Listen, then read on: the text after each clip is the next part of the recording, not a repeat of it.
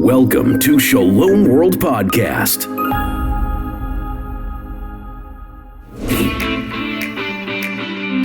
Welcome to the latest episode of Family Podcasts on Shalom World's Podcasts. This is Mike and Alicia Hernan of the Messy Family Project.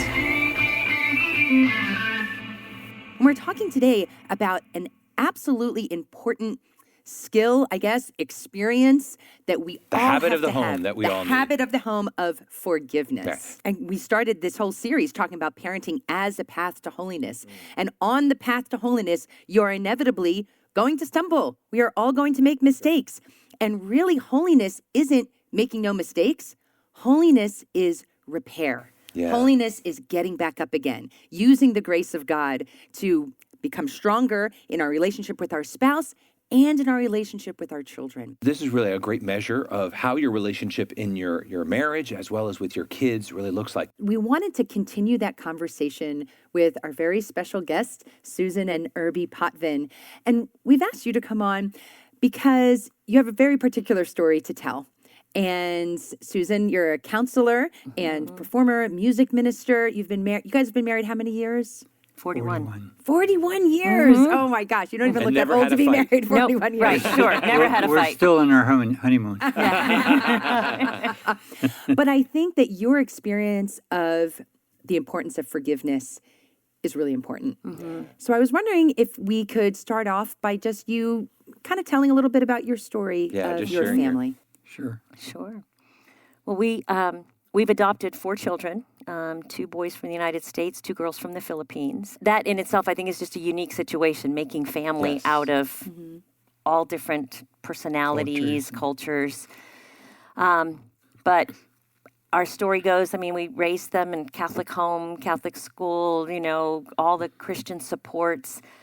But our oldest son, unfortunately, his birth parents were drug addicts. Okay. And we knew that when we adopted him, but we assumed that environment would take care of everything. Yeah. Sure. Yeah. It didn't. Okay. He had a very, very addictive personality, very just drawn to addiction. By the time he was 14, he was a full-blown drug addict, alcoholic, just from when he was 14 to about 18. He just wreaked such havoc in our house, just painful, almost destroyed our whole family life. Because bringing everybody down. Oh, everybody, with our 3 younger children, us, Sure. and there was not a lot of supports, a lot of coping resources with, a child with drug addiction. It's like that wasn't really heard of 20 years ago. It was really almost shameful and embarrassing. So it's like, what do you do? What do you do? Long story short, he just went through the whole gamut to the point of running away, stealing things from us. You'd go to find something and it was gone because he had pawned it off at the pawn shop. Wow. He had a very repentant spirit, though, and would come back every episode. He'd come back and repent, like, Mom and Dad, please forgive me. Really a good heart, a good heart. Yeah. But the addiction was so powerful, and he couldn't sustain sobriety for more than 3 months. Anyway, I mean, in and out of juvenile, rehab, counseling, you name it. Had him arrested. Well, he was arrested a few times. We had to call the sheriff ourselves to have him arrested. I remember that's got to break your heart to call the police on your own. Things got so bad, we had to really send him away. It was really collapsing on our entire family. So all the time through this, we're really struggling with, we're talking about forgiveness today, that forgiveness. And it was truly getting harder and harder. I remember putting this ring on my finger, and it used to say hope.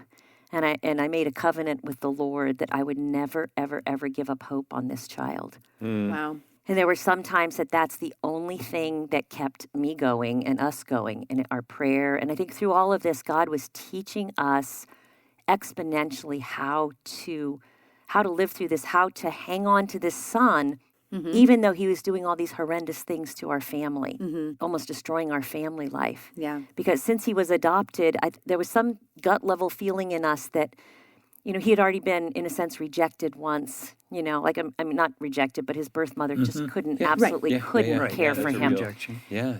She couldn't, in all love, she, gave him up, but in a child's heart, that's rejection in there. They can't understand why, that they're not, But we knew that when we adopted our children, it was a forever deal.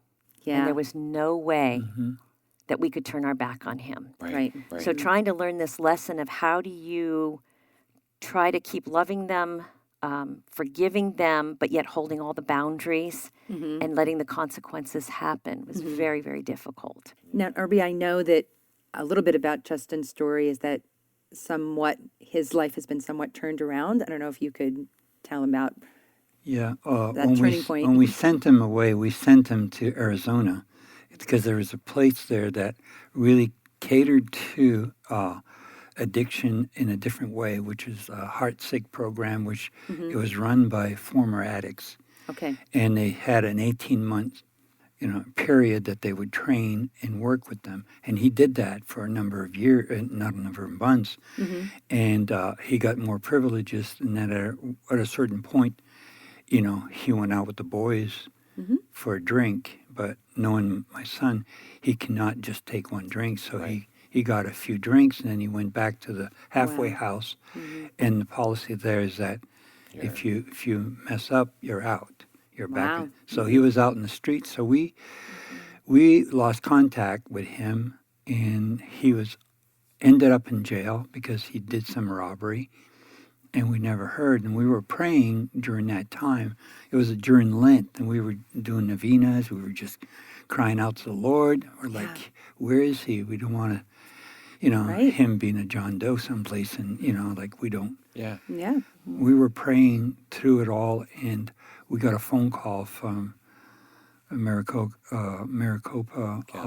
Sheriff's Department, and we're like, oh my gosh, Yeah. And it's Justin, and he says, Mom and Dad, I'm in jail, but I'm okay. Well, Okay. he says, I really messed up this time. Yeah. And he said, all I'm asking from you is prayer. Yeah. Wow. Wow. So, but the long story short with that, he had a 12-and-a-half-year sentence, was in prison for all that time, has been out now for 3 years, is completely clean and sober. Praise God. Whole life turned around. But I know we'd like to address the part of what that forgiveness looked like in the Right. midst of all that, because it was so difficult. That's devastating. When someone in your own family, in that close-knit family, wrongs you so greatly, and our children were really, really hurt too, because all our energies were going to try to Of course. care for Justin, and so everyone was hurt in our family. That's kind of our whole story of what we could share of. Yeah. Thank you for sharing that, first of all, because I think it's a really powerful story, and it's a story of hope, praise God, that Justin is out and he's sober. But let's just step back for a second and say, what is forgiveness and what is forgiveness not? Because you've had to learn some really clear boundaries in all of this journey. So what is forgiveness and what is it not? Yeah, forgiveness is canceling a debt. It's canceling a debt. Like when someone hurts you, they've taken something from you, whether it's trust or, physical things or how they've wounded you, and it's there, but it's our generosity and our mercy of canceling that debt. Yeah. I was just thinking too, it's like if we approach it without faith, we cannot proceed to forgive. Okay. Because I you do have to have faith. Yeah. Having, believing that we can overcome this is believing that God, who is the author of life, who is the one who is the God of the possible, that he can change that.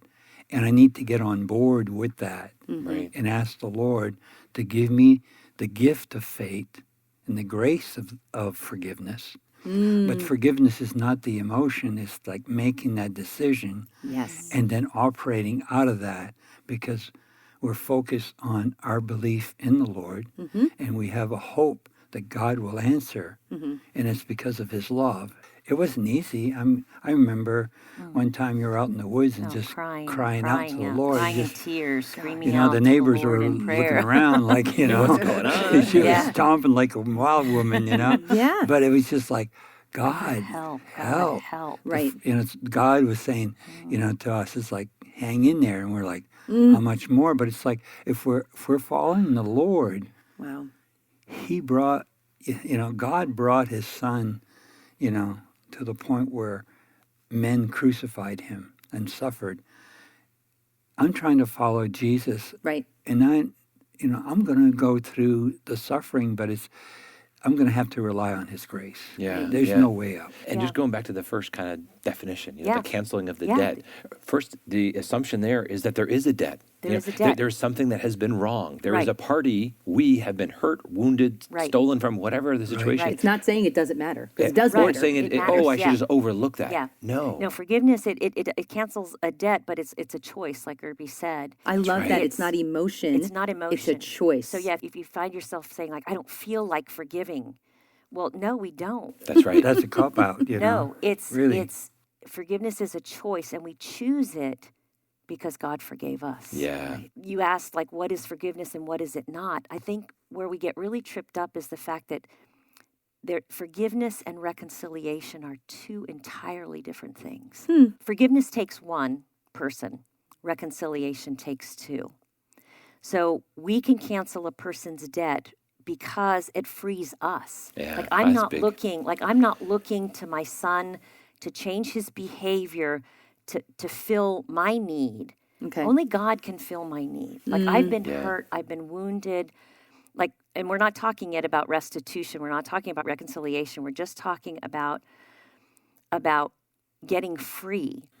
So I can't wait for his behavior so that my life can move on. Yes. Because then we're trapped. We're trapped. And Exactly. then we become the victim. They hold power over us, and then that Yes. turns into bitterness, Yes. anger. It festers. Yeah, that it whole puts resentment. walls. Yeah. It's destructive. Like they say, Destroys the- holding unforgiveness is like drinking Drinking poison and poison. waiting for the other person to die. Yeah, You know, exactly. it's like, and that's It really doesn't what work I'm out so well. describing. Yes. You know, True. So here we are. So our son Justin is in prison, right, for all the wrongs he did, and he's paying the debt to society for what he did.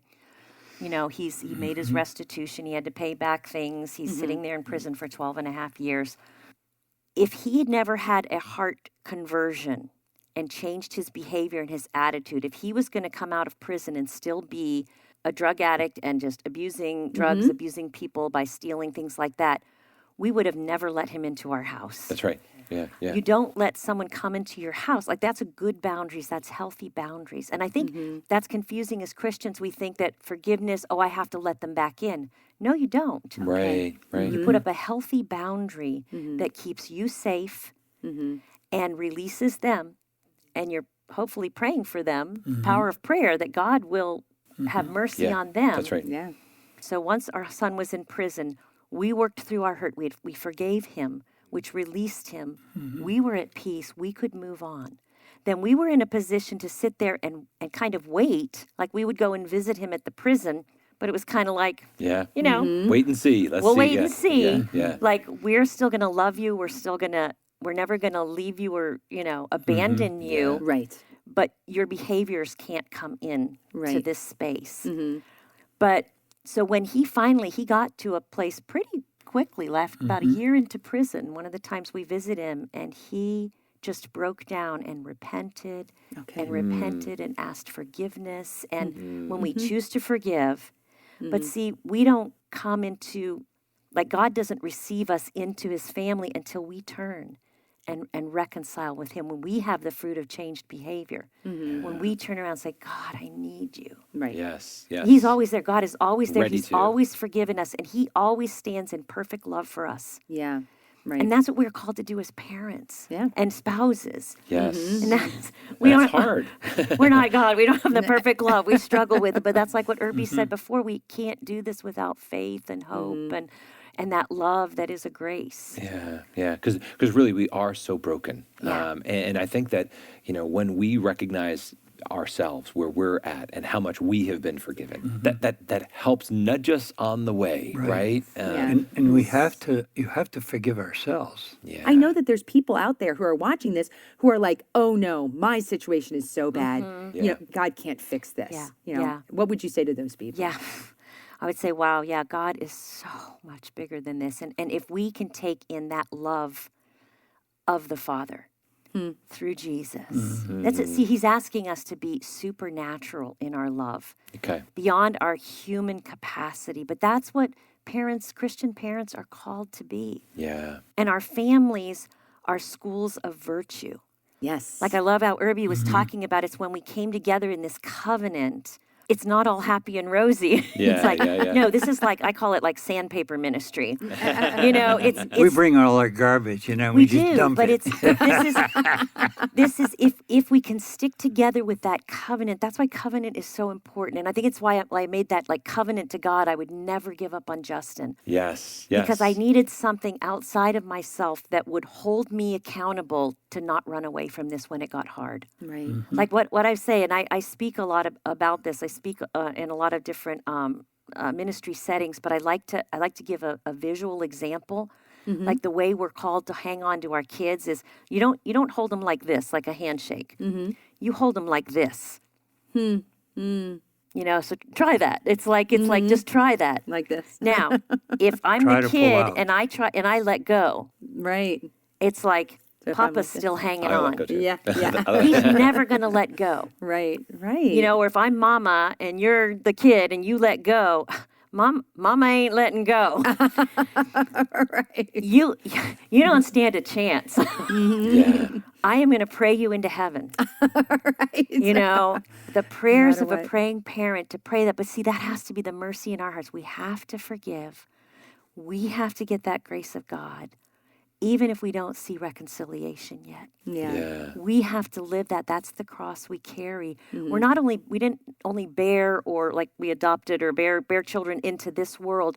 We're to bear them into the next world. So hopefully our kids have seen how we've always forgiven each other in humility. And Right. that's a hard one. I don't like Yeah. saying I'm sorry. I know. I got to say sorry. I say it all the time Yeah. to myself. Yes, dear. Yes, dear. But it has to start with us. Our kids have to see. So our kids have seen how we have forgiven Justin, and they've felt, all our kids have felt that forgiveness. Yeah, because you're teaching really the other kids too. And they how to know walk that they this. know Yeah. that they know that they're loved. Wow. Right. They right. know that they're loved. We begin with an examination for our relationships. Before we do an examination of conscience and how we may have sinned that day, we take time for the kids to apologize to each other, And it might be a simple little thing, but getting them into that habit that this is what we do. Yep. We forgive each other. just We're get all it, good. yeah. And then We that all make gives- mistakes. And I think that also teaches them that they can then forgive they can bring it to God and He's going to forgive them. That it's just, this is what we do. Yeah. We make mistakes. Yeah. And I'm sorry. I what I did was wrong. Yeah. Please, will you forgive me? Yeah. And knowing that idea again that you said in the very beginning that this is a debt that's canceled. It's not an emotion. It's a choice. This is a choice. Yeah, yeah. Yeah. But thank you so much, Yeah. Susan Yeah. and Irby, for sharing your story and Oh, for yeah. joining us today. So everyone, you want to stay tuned and we'll do a little summary and give you some practical tips on forgiveness in the family. Come together, we're all family. So we hope you enjoyed that topic with Susan and Urby Potvin talking about forgiveness. I loved hearing their story. Loved unpacking this because this is an important topic, but it's also one that really cuts home to all of us. And no matter where you are, we always need forgiveness. So we want to share with you some ideas for you to implement. First, we need to understand that forgiveness is not an emotion. It is a choice to cancel a debt. And I love the way they talk about that, canceling a debt, which means there was a debt. There was a wrong, there was a wound, there was a hurt, a damage that was done. But we're choosing to mercifully cancel that debt. Number 2, remember that forgiveness and reconciliation are not the same thing. Forgiveness is one person, right? We can make a choice to forgive by ourselves, regardless of the action of the other person. Reconciliation is different. That takes 2 people, and that's when the other person, the one who has hurt you, takes responsibility for what they've done, and that's when the relationship can be restored.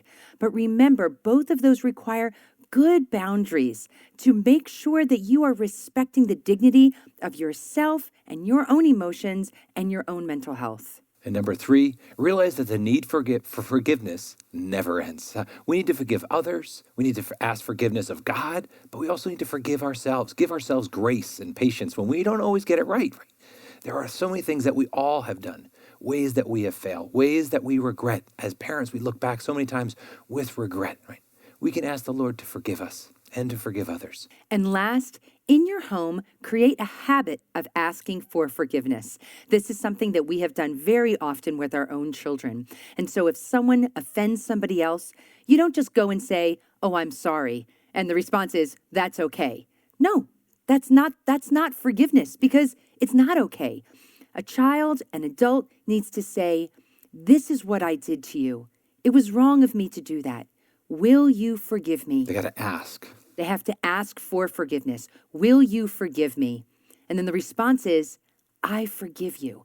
That is forgiveness and reconciliation between two people. And that is a very important habit that we need to develop within our own homes. We hope this episode has been a blessing to you. And if it has, we ask you prayerfully consider supporting Shalom World so we can create more episodes, more shows like this that will serve families throughout the world. Yeah, we've been excited and honored to partner with Shalom World on this, and we want to invite you and really encourage you to make a donation in support of Shalom World. No gift is too small and no gift is too large. We'll take all donations to support Shalom World and continue to evangelize the culture.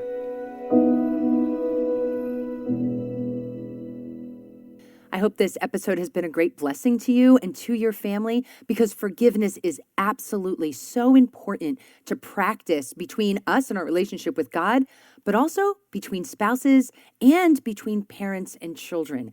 So we really hope that you take some time to really think about this and talk to your spouse of how can we have more forgiveness in our family? How can we teach our children better how to forgive each other and even how to forgive us when we fall down? So thank you for joining us today. Yeah, and you're not going to want to miss out on our final episode of Family here with Shalom World. We're going to be talking about the indispensable role that your family plays in the world. There's a great history, there's a great lesson for all of us that even in our small day-to-day world, we're having a profound effect on the world. So stay with us, and until next time, may the Lord bless you and keep you. We hope you enjoyed today's episode. Have a suggestion for us? Drop us an email at podcast@shalomworld.org. Your donations help us bring incredible podcasts like these. A little goes a long way. Do consider making a donation today. shalomworld.org/donate. Follow @Shalom World Podcasts on Instagram to know when we're dropping the next episode. Head out, spread the word, and stay blessed. Shalom World Podcasts is now available on all online platforms, including Apple Podcasts, Spotify, Stitcher, and others.